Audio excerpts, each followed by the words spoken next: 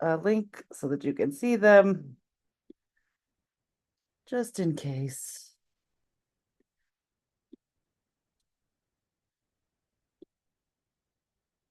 Okay. Done.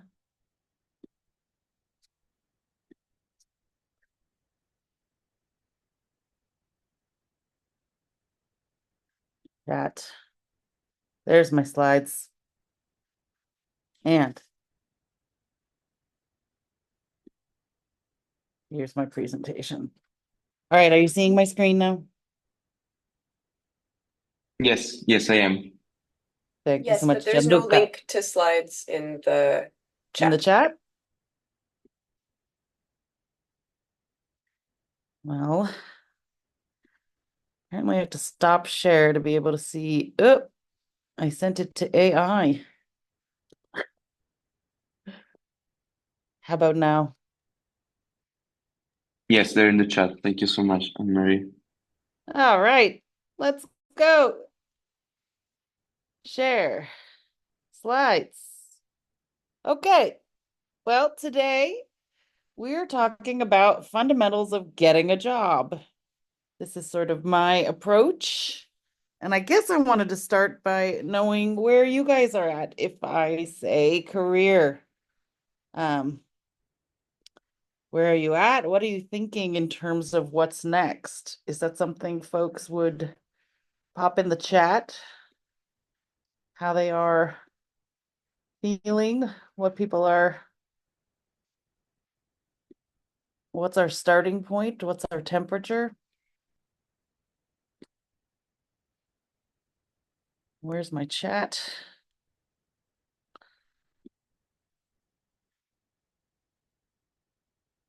I might ask the organizers to help me with chat. If you see that I'm missing something, let me know because my chat keeps wanting to hide when I share screen. All right, I see trying to find something that's neither faculty nor tech job. I hear that. Third year PhD, trying to decide whether to continue academia a month before submitting thesis. Wow, good luck. Celia, postdoc, just starting PhD, about to graduate, looking for jobs. That's a fantastic time. If you've got a year, I'm not sure. Yes, there are financial concerns for sure. Tiago, congratulations on submitting your dissertation. First year of masters. Oh, great. We've got a big group, a big variety, couple of careers, close to the end of PhD and looking at options for something different. PhD contract is over. Yeah, just started masters. Welcome, Ethan. That's a great time to start thinking about career. When you're just starting, I think ideally you would be doing the things that we're going to talk about today, all the way through. I think it's the earlier you start, the better. That's not to say that if you haven't started, I didn't start until after I graduated, thinking seriously about career. I think I wanted to hide. I'm not sure what I was thinking. I think I thought, uh, focus on the PhD and the job stuff would figure itself out.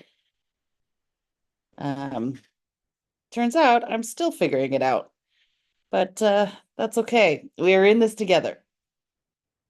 Thank you for sharing. Um, I am going to start by saying, the title today was Fundamentals of Getting a Job as a Linguist, and there's an ambiguity, and I choose to interpret this as I am a linguist and I need to get a job. But there's a way of parsing this sentence that would be, I'm looking for a job as a linguist, where I would work as a linguist. I like to talk about things in terms of working as a linguist and working like a linguist. If you want to think about this as a Venn diagram, it's sort of like a Venn diagram with boxes on slides. Uh, the subset of people who have linguist as their job title is a small subset of all of us who are working. I argue that you are going to work like a linguist because you have been trained to think like a linguist, which is a very great way to be trained to think. It's actually what we're going to be talking about next time.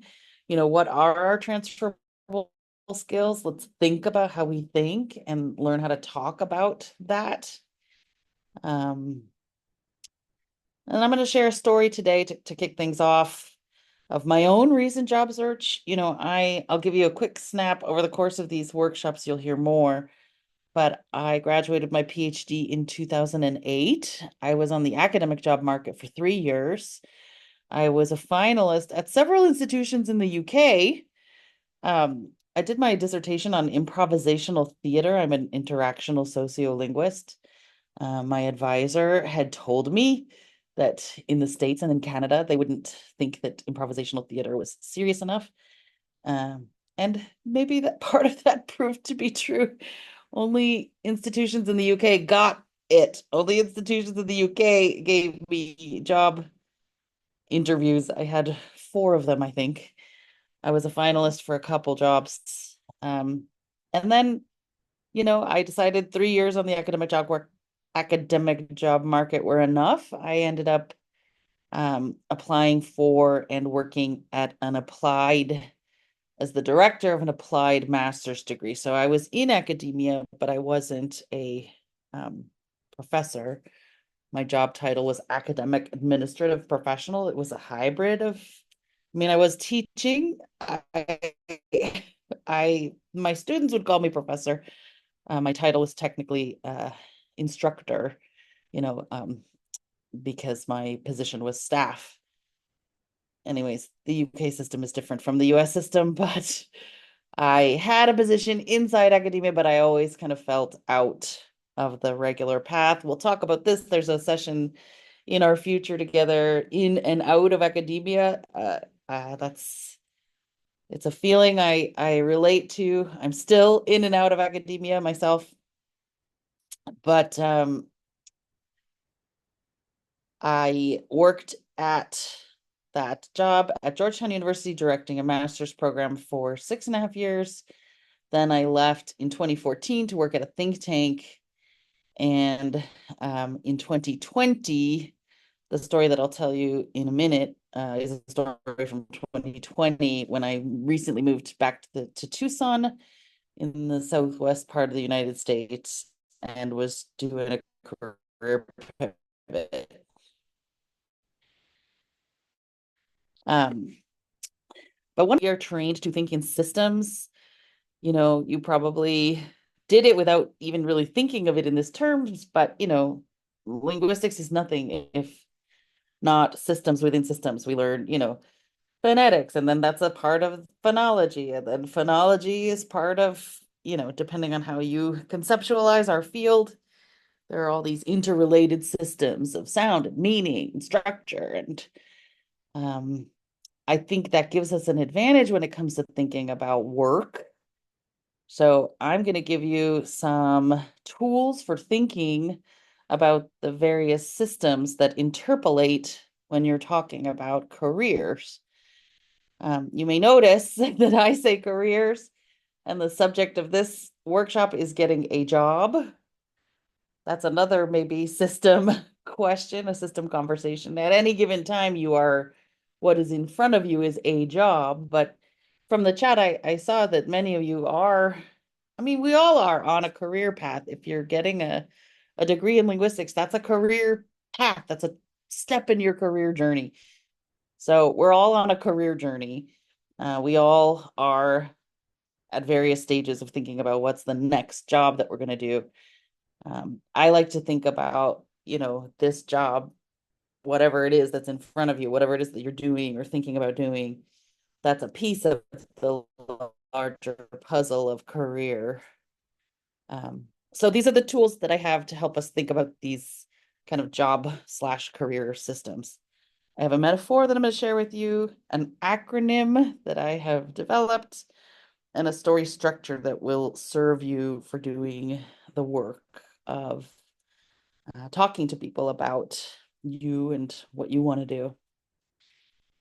So I would say it all starts with paying attention. And if you have a notebook or a file that you can open on your computer, I'd love for you to keep that little notebook or form or web page open while we talk today. And maybe for this whole series too, this can be your file for thinking about careers and thinking about jobs.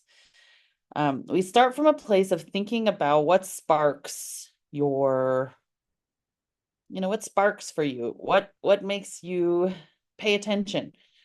So pay attention to your paying attention when you're in a course, and the professor says you're going to choose a research topic. What do you choose when you're given the choice to choose? When you choose, you've chosen a course of study. What made you choose that course of study? What projects and tasks? You don't always get to choose, but when you do, what do you choose? And when you're doing the work, when do you lose time? When do you, get so absorbed and so immersed that you don't even feel like you're working? And one of the things that's interesting is you can usually ask your friends and family, and they can answer these questions even better than maybe you can. So maybe I'll say, apologies for starting late today. We may have to do a little bit of a compressed session today, but I'll show you some activities that we were maybe going to think about doing and ask you to find a way, take a friend to a coffee or sit down with the people that you live with and ask them this question. What do I talk about when I'm saying I'm really excited about a project? Or what am I working on when you notice I'm so absorbed that I lose track of everything else that's happening? What are some organizations that inspire you? And maybe you want to spend some time researching this. We'll be talking about LinkedIn a little bit later, but LinkedIn is a great source of information. I consider it to be a database. It is a story of information about work. So maybe start paying attention to people talking about work that inspires you, organizations that do work that inspire you, jobs that seem to speak to what you want to do in the world, the change that you want to be in the world. So as I say, use these in reflective conversations with others. Use them now as a way of taking notes as I tell a story and as I share with you my ideas about career. Maybe you're getting a sense for this, but I sort of adopt this maybe flipped perspective rather than saying, get out there and look at the job boards and see who's hiring. When it comes to career, the first step really is to ask what makes you come alive. Don't ask what the world needs first. Ask what makes you come alive first. Because, as Howard Thurman, activist and educator, tells us, what the world needs is more people who have come alive. We need your passion. We need your willingness to engage. We need your energy. We need linguists. And each of you as linguists is trained in different ways and is interested in different things. There's plenty of challenges waiting for you out there. So as I say, pay attention to sparks, bright spots, connections as we go. So I told you there's an acronym that I have developed. This is it, BRIGHTEN. Over the years, in many career conversations, people would say, what can you do with a degree in linguistics? And I would try to do that spiel that I just did with you. How long was that? About 15 minutes. Think about what makes you come alive. Think about the challenges that speak to you. Not everybody wanted to have a 15-minute conversation. And I realized that I wanted to give linguists a tool to help them do a little bit of discernment. And also, when you're talking to friends and family, maybe you can educate them with something short, like an acronym. Or if you're at a job fair or you happen to be networking we'll talk a lot more about networking over the course of our next months together. But here's a place to start. Someone asks you, what can a linguist do? So you can say, here's an acronym. BRIGHTEN, we can see applications, and we know linguists who are working in these worlds of work: business, research, innovation. I can sometimes change. Sometimes I have it stand for internships or ingenuity. G for government, H for healthcare and healthcare communications, T for tech, E for education, and N for nonprofit. So I'm about to tell you the story now when I moved back to Tucson in 2020. And I want you to keep this acronym in mind: BRIGHTEN, the idea of systems thinking in mind, and the idea of sparks in mind as I tell you this quick story. And then I'm going to ask in the chat again to hear your reflections. So here we go. For those of you who don't know where Tucson is exactly, we're quite close to the Mexico border in the Southwest United States. I had lived here for high school and college. My folks live here. In June, folks are in their late 80s and had asked, I'm someone who works as a consultant. I work remotely. Could I work remotely from Tucson? They were feeling like they needed some support. And for those of you who know, the systems, all of the systems here in the US are maybe not as robust as the systems and structures that you have socially in the UK and other parts of the world. So I came here in June of 2020 to see if I could help them navigate all the systems that have to do with it. And I'm actually in my folks' care home this morning. So you might be hearing some 90-year-olds in the background. So at that time, I and still am the founder of Career Linguist. I have a boutique consultancy that's called Peer that I do with a narratologist colleague of mine. And I work part-time for the think tank that I started working at in 2014. Welcome, our new people joining. Hi. I'm telling a story about the last time I looked for a job. So I had these three sort of projects, you could call them side hustles. They were part-time, each of them. And also, speaking of systems, in the United States, there's a program for student loan forgiveness. I took out a lot of student loans to get my PhD. This program is called Public Service Loan Forgiveness. And if you do work with the government, with the social sector, nonprofits, charities, foundations, or if you do work in educational settings, you have to work full-time. So my three part-time gigs, well, these two are not nonprofits. Frameworks Institute is a nonprofit. I needed to have something full-time in order to qualify for this public service loan forgiveness. So when I moved to Tucson in June 2020, I thought, okay, well, let's look for something that could get me to this place of working full-time so that I can work on getting my student loans forgiven. And I share this as a model. Maybe some of you would conceptualize a job search geographically, even if you're thinking about working remotely. And spoiler alert, I have ended up working entirely remotely still, but I'm in Tucson now. So I thought, let's start with Tucson and let's see what I can learn about Tucson. So I started doing research in the way that you might do a research project, in the ways that we've been trained as researchers. So Tucson, we just got an Amazon warehouse, and I don't know if folks know about Jeff Bezos and his ex-wife, Mackenzie. She thinks about cities that get Amazon warehouses and donates tremendous amounts of money because she sees ways that Amazon does not, this is his ex-wife. She's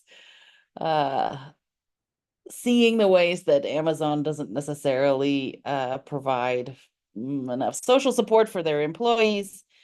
So she donates huge amounts of money to the social sector. So the United Way here in Southern Arizona got the largest grant that they've ever gotten from Mackenzie.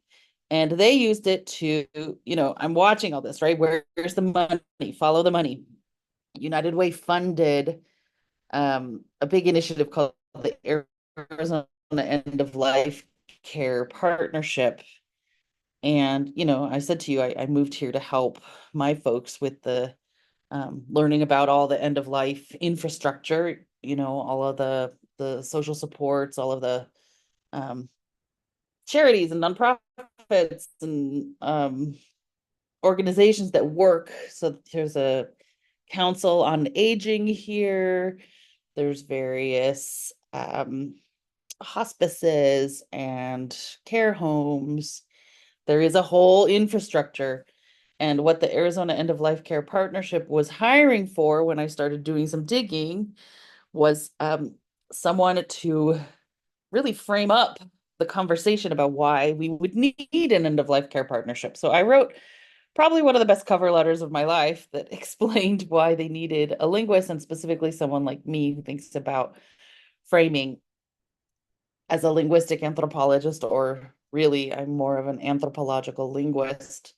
I do specialize in thinking about what conversations could be happening but aren't, and consequently, we don't know how to advocate for the kind of supports that we might want, envision the kind of process that we might choose if we can.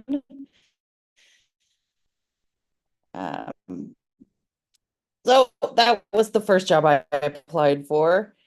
And then I started just doing concatenative thinking, right? I've worked at universities. University of Arizona is a fantastic university here in Tucson.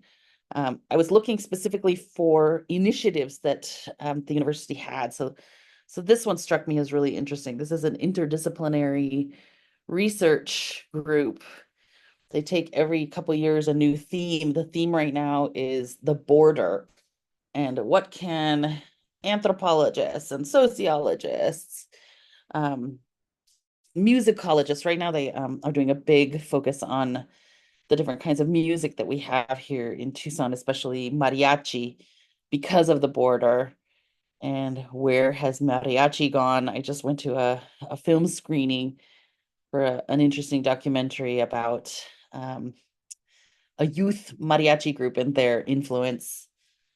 I applied to work at the Graduate Center. They have an initiative on career. I was a runner-up for this position.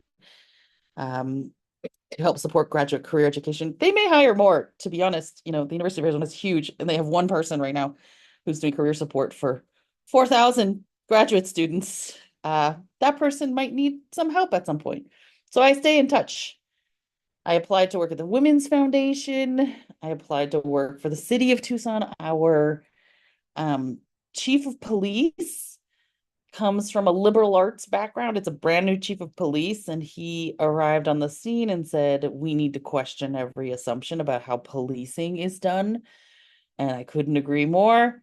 The first line of that job ad said, we need to question every assumption that structures how we think about policing and the relationship of police and the community.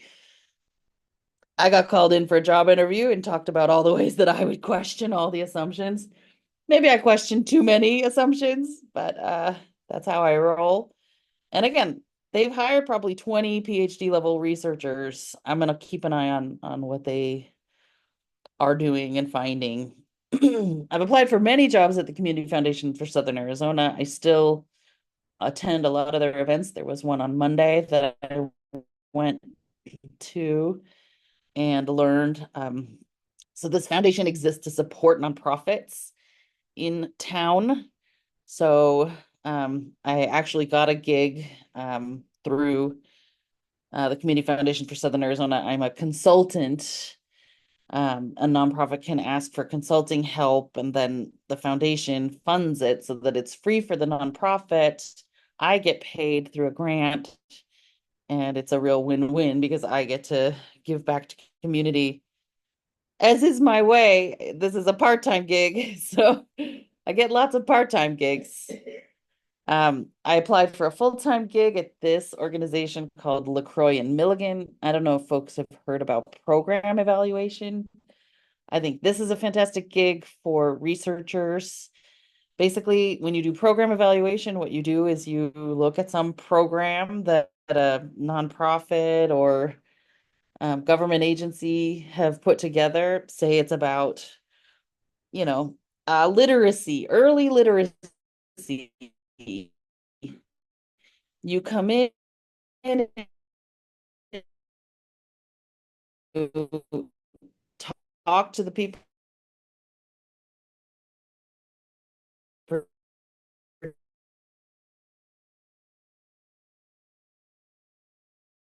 this program. How is this program working? Is testing, there's a way that being a program evaluator, I would say, is very like being a professor. It's a mix of research, teaching, mentoring. Um, I can't think of anything that's actually more so finalist for that job. Then after 18 months, I get a job. I work. It seems like Boise State came out of thin air, but it didn't. I think all the work exploration, professional self-presentation, you're stirring the pot in a good thing, yourself out there. And the way that that actually maps onto a job sometimes can seem like it's nonlinear. It is nonlinear. So I'd love to hear. I primed you to be paying attention for systems. I asked you to be paying attention for what sparks for you, and I asked you to be paying attention to BRIGHTEN. In that story that I just told, did any of those ways of thinking get sparked for you? And I might actually go backwards one build here. If you want to just think about systems or BRIGHTEN from this set.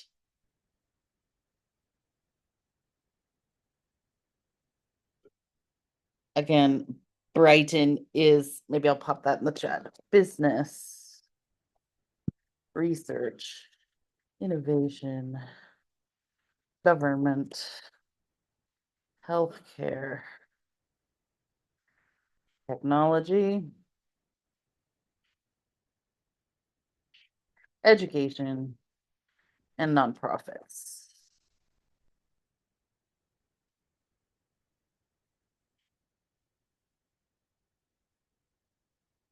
Sorry, there's a typo in technology.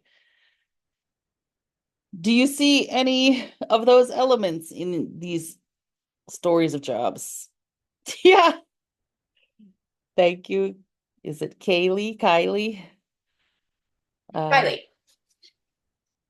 Do you want to talk about it? Would you be willing to put your voice in the chat, what you see in terms of BRIGHTEN?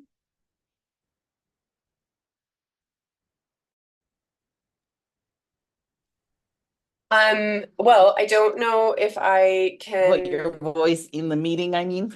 yeah, I don't know if I can reconnect everything precisely because not all of the organizations were familiar to me. Sure. Yeah.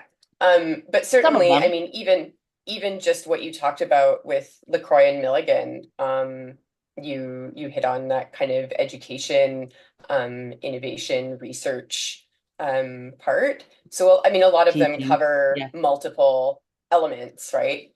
Yeah. But yeah, nonprofit with the kind of United Way and stuff you were talking about, and yeah, they all cropped up at least once. Yeah. And that's exactly what I was wanting to kind of show. So thank you for picking up what I was putting down. LaCroix and Milligan is a business. They do research, and a lot of their clients are government, healthcare, and nonprofits. The job involves a lot of education and technology. No job nowadays.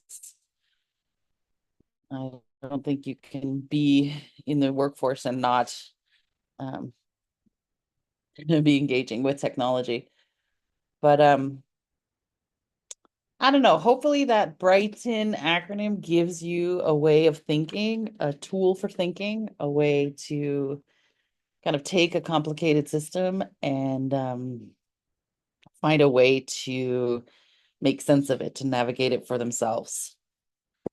Not him. Thank you. I'm going to take him. So this is another resource for you all. I don't know how many of you have heard of Linguistics Career Launch. This is a website and a podcast and a YouTube channel. This screen grab is from a YouTube video. Have any of you heard of Linguistics Career Launch?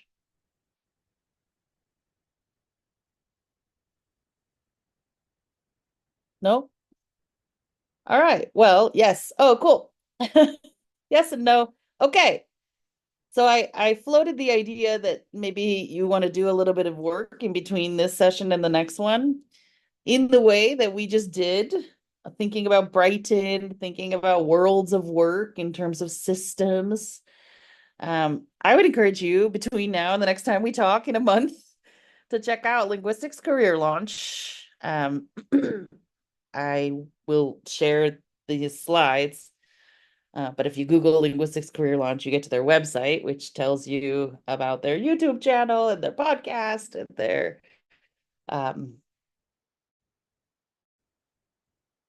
so on the YouTube channel, they're pulling together all the programming. They have done 2 comprehensive months. Well, one was a month long, one was 2 weeks long. Set of activities. They are panel discussions and workshops, hundreds and hundreds of hours of career talk. So I would encourage you to get in there. This one was in speech and language pathology. A lot of my students at Boise State are interested in speech language pathology. Um, when I have my students, we'll find a panel that speaks to them and then come back to the class and teach us. So, it's a way for each one of us to learn about at least 12. I have 12 students in my class right now, 12 different career paths. So you learn about your own career path, but then you learn about 12 other people's exploration and what they're learning. And I would say that helps you become smarter, just knowing what's out there, understanding the terrain, understanding what's available.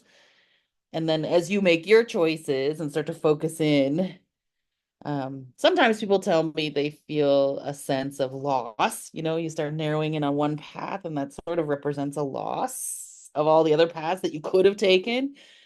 But this is one answer that I have to that.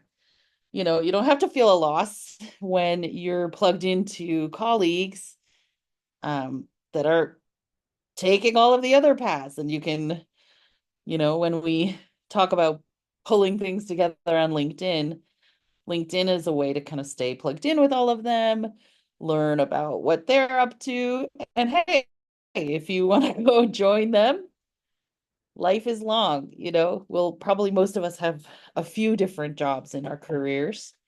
So this is a way to keep learning, keep ideas flowing. So as I say, this would have been one of the activities we would have done today. I'm going to encourage you to find some time in this month to take if you know someone on this call, or just take a friend or colleague to a coffee, have them help you do this, which is, if you took notes and you found some sparks in what we've been talking about, or if you watch your Linguistics Career Launch video and you find a spark there, sit down with a colleague or a classmate or a friend and have them help you see what are the connections connections among your sparks. So this is a rock painting representation of what I think you can do here is to find a spark of an idea, put a star around it. We'll talk about that in a moment. And then these start to become constellations that you can see when you start to pay attention to the patterns. And I think other people can help us see our patterns often better than we can see our patterns. So this is why I really do want to argue you should do this with a friend, have them reflect to you. What patterns did they see? What sparks did they see? What stars did they see? And you start to illuminate the way forward. So this is the metaphor that I'm sharing with you. This have sparks and you have stars and you have ideas. These sparks can be organizations, people, research, projects, topics. The reason I like this metaphor is it gives you the sense that there's a lot, you want to be doing a lot of research. And that's a good thing, right? We're researchers. We know that you can't just spend, you can't open one article and then have, all of the knowledge, maybe if it's a fantastic article. But no, you wouldn't write a whole term project on one article. You do a lit review, you look for connections. I was always told that you stop doing your lit review when you're starting to get every source that you're getting is pointing to like 3 sources you've already gotten. That's when you know that you've done a lot of this mapping. So think about researching career in the same way that you've been trained to conduct a research project. Get lots of input, get lots of data. We want lots of opportunities to look for systems.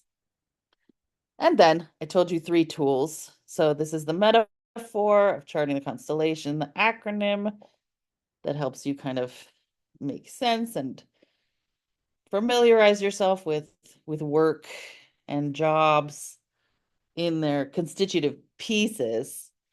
And then the last tool I want to leave you with today, this works within the metaphor, the idea that you want to be putting together little stories that we can use this star structure. Talking about work, you could talk about some, moment when you were teaching, some moment when you volunteered, some moment in a past or current job, some moment from a course that you're taking. But you want to break specific examples, break experiences down to small examples that you can storify by talking in terms of situation, task, action, results. So, um, you know, something that you were asked to do, I think about a person that I worked with who worked for a language. It was a curriculum development job where she was working with a Native American tribe here in the United States in California. She knew that what they needed was they need to have easy access to stories. There were myths and stories that were always incorporated in any legend or any lesson that they created as part of this curriculum development work. They had a bunch of stories. What they didn't have was a way to make them easily accessible. So this linguist set about making a taxonomy of stories, a searchable taxonomy, which I think we do as linguists and don't even know that we do this, and we wouldn't probably call it a taxonomy, but what she created were an organizational sets of buckets and bins so that if you wanted to look for a story that exemplified pride, you know, these 5 stories would return from your query. If you wanted a story that featured the character of Anasazi, a spider, these are the stories that returned. So when she turned around to try to talk about this experience, the situation was there were all these stories, the curricula needed stories, but they were hard to find. The task was to, she taxonomy of stories such that you could search for theme or character or, actions that happened in the story.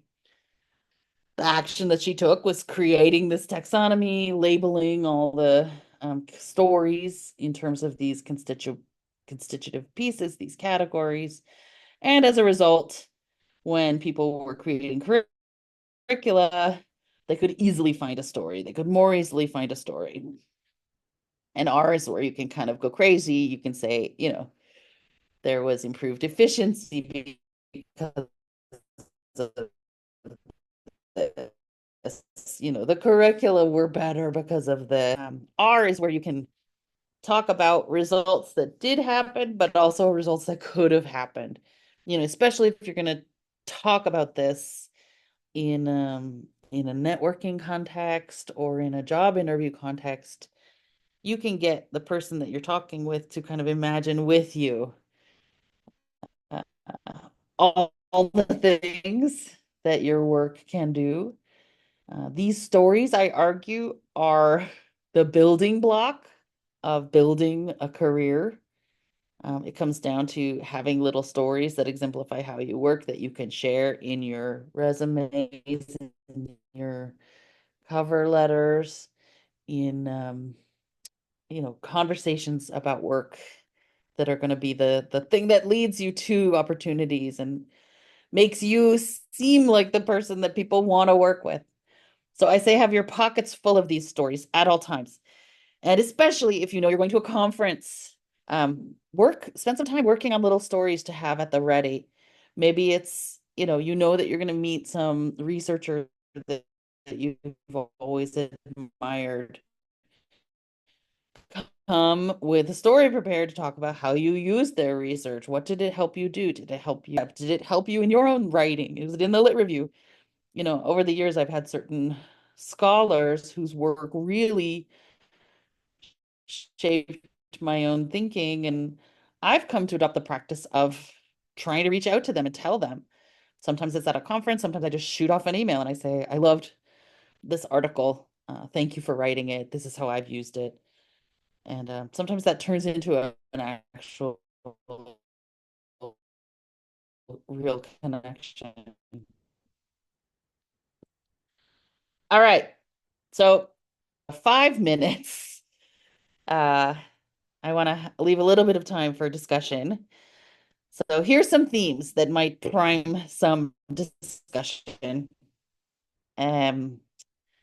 We've been talking about systems, and I think systems thinking is what we're aiming for here. I want you to move away from, you know, thinking only in terms of individuals. When it comes to your individual job search, it's really part of plugging into a system, plugging into the communities of people who are already doing interesting things, plugging into the structures of career education that already exist, like Linguistics Career Launch. I would hope all of you would find some time in the next year to march over to your career services, start cultivating relationships there. They can help you plug into the systems that help you search for jobs. There is a lot of infrastructure for you as an individual. There's a lot of systems. I know that a lot of people feel imposter syndrome. It's something that happens when you're embarking on a new project, a new career, a new job. Um, I argue also that that this is a direct result of some of the systems and structures being inhuman, capitalism being one of them, the late stage capitalism that we're living in. It really is inhuman. It crushes people. And it's the system that we're working with. You need to get a job within this extractive system. At the same time, I hope that you will keep thinking of ways that you can change the systems that structure work and find ways to make, the work that you do sustainable for you and for the planet, for your health and the health of communities.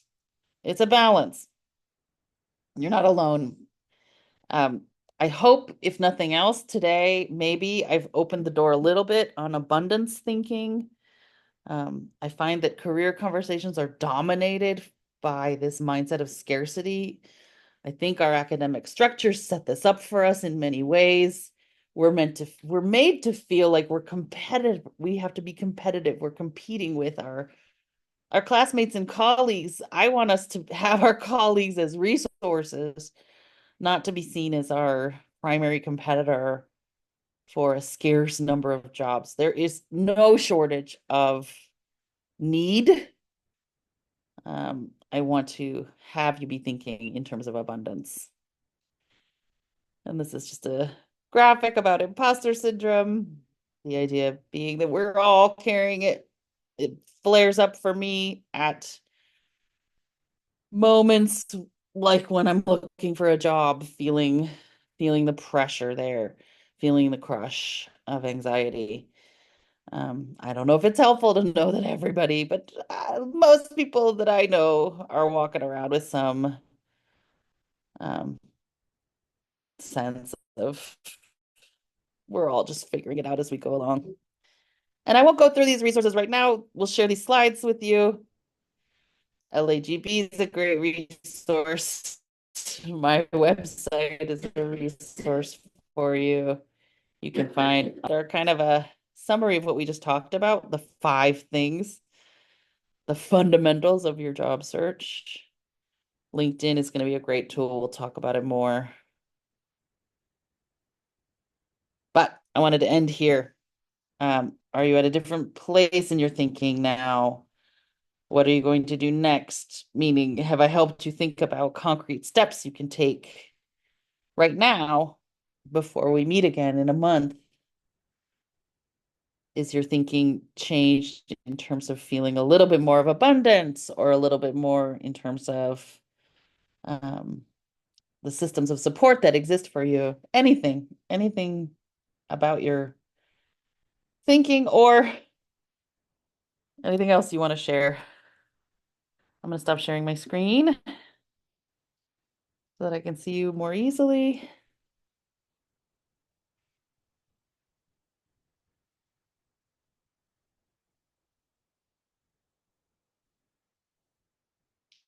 Linguistics Career Lunch. That's a great resource. And Denise, when you come next time, I'm going to ask in the same way for people to pop in the chat things that they've learned. So maybe as you're watching, I sometimes like to watch some of those videos while I'm, doing housework, tidying up. Make a point to note down 1 or 2 ideas that you learned so that you can share them with us so the group can benefit. Yeah, thank you. We're coming up on time. I appreciate that folks have to go. I'll have to go in 5 minutes or so, but anyone sitting with any questions? BRIGHTEN helped broaden the view and illuminate, I like what you did there, elements that you'd missed or been ignoring. I hope BRIGHTEN also helps to see the connections, right? Like that program evaluation kind of work. Sometimes people, we get a lot of exposure to the academic path. And then I think there's this thinking that if you leave academia, you're going to have this job that's very, dull or somehow less than. So I like to use BRIGHTEN to kind of illuminate the complexity of worlds of work, like program evaluation. Oh, thank you. Researching career the same way you're trained. Yeah, bring it. Be a linguist for yourself. This is a research project, and it's an important one, right? For most of us, career or job work is going to be one of the most important ways that we give back to our communities. So it's worth spending some time and doing the careful consideration that you can.